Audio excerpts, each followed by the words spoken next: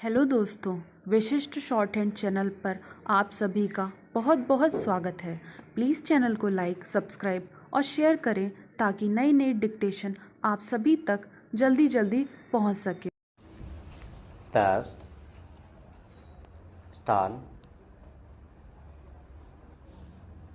भारत में तो गुट निरपेक्षता की धारणा का उद्गम अत्यंत प्राचीन काल में मिलता है, परंतु इसके आधुनिक रूप की व्याख्या इसी आंदोलन के एक जनक पंडित जवाहरलाल नेहरू के शब्दों और विचारों में परिलक्षित होती है।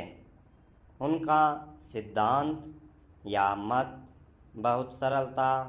उन्होंने कहा था कि विश्व के मामलों में हमें सामान्यतया ऐसी हर बात का समर्थन करना चाहिए जो शांति को बढ़ावा देती है और युद्ध से बचाती है, और जो एक देश पर किसी दूसरे देश के साम्राज्यवादी प्रभुत्व को समाप्त करती है। मुझे विश्वास है कि अब तक हम उस संशय की स्थिति से निकल चुके हैं जब शीत युद्ध की समाप्ति के बाद गुट निरपेक्षता की प्रासंगिकता और आवश्यकता पर प्रश्न उठाया जाता था।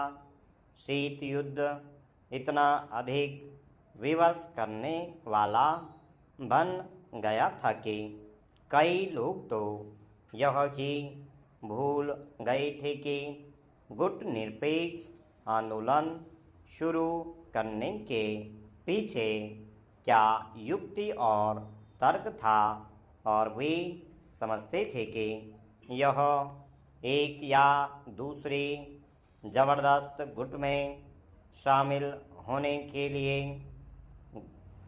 नटबाजी करने के समान है।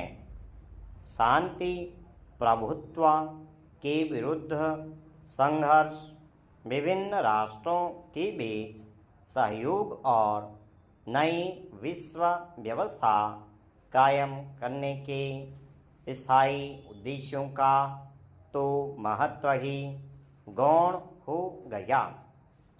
तथापि जैसा कि नए विश्व की प्रकृति से पता चलता है, गुट निरपेक्षता में प्रति संतुलन की धारणा के रूप में बड़ी प्रासंगिकता है। हम सब इसमें और विश्व के लिए इसकी उपयोगिता में विश्वास रखते हैं।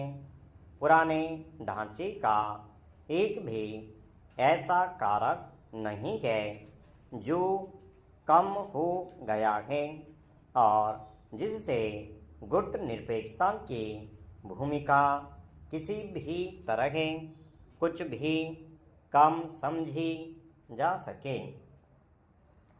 विकसित देशों में भी विश्वव्यापीकरण की गतिशीलता के कारण एक रूपांतरण या परिवर्तन हो रहा है, परंतु उसमें कुछ अंतर है। विकसित देशों में प्रौद्योगिकियों का विकास हुआ, वहाँ की संस्थाओं ने परिवर्तन की चुनौतियों का धीरे धीरे सामना किया और नए नियमों की जांच करने और उन्हें अंतिम रूप देने के लिए सरकारों और नए प्रेरणाताओं के बीच आपस में विचार विमर्श होता है। गुट निरपेक्ष आंदोलन के देशों की तरह नहीं, बल्कि विकसित देशों को समय की सीमा और प्रौद्योगिकी के आयामों को लांघने की आवश्यकता नहीं पड़ी। उन्होंने परिवर्तन को अपनी शर्तों के अनुसार स्वीकार किया। जब गुट निरपेक्ष आंदोलन के देश विश्व के और सामाजिक व आर्थिक तंत्रों से अपना एकीकरण चाहेंगी तो उन्हें उस वास्तविक तबादले या परिवर्तन को स्वीकार करना ही होगा। हमारे लिए चुनौती यह सुनिश्चित करना है कि इस प्रक्रिया से अस्थिरता न आ जाए। यह प्रबंधित संक्रमण नहीं, विस्फोटक न बन जाए और उन्हीं ढांचों को तोड़ न दे जो राष्ट्र राज्य का अवलंब है। स्टॉप।